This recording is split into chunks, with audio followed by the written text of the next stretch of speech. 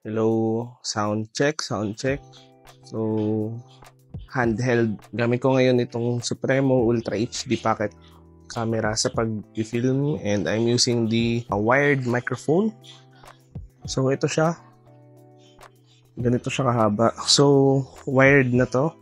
May nagbi-video okay sa loob ng bahay and here's the audio output, and the audio that you're hearing right now is the processed audio and edited na gamit yung CapCut Pro.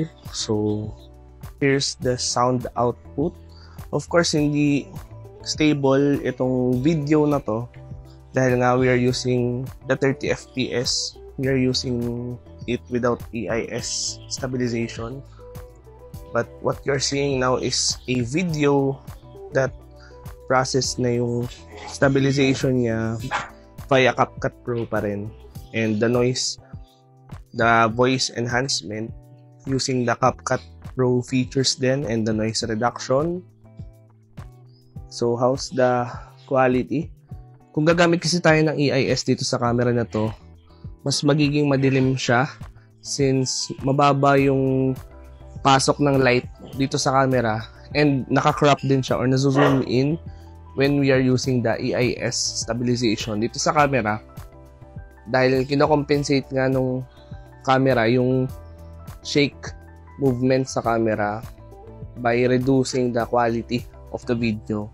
So ngayon, post-edited lang to gamit ang CapCut Pro. And okay ba siya kapag ginamitan natin ng CapCut Pro? Kailangan mo pa ba bumili ng magagandang camera o you can just subscribe to CapCut Pro monthly or annually?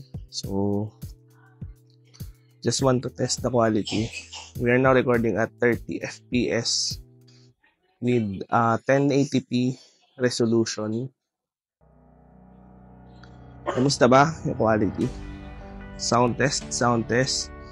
And if you like to check out this camera or tignan to camera, nandyan lang yan sa yellow basket down below. And pwede nyo dyan i-check yung action camera na to. So, napakaliit lang nito.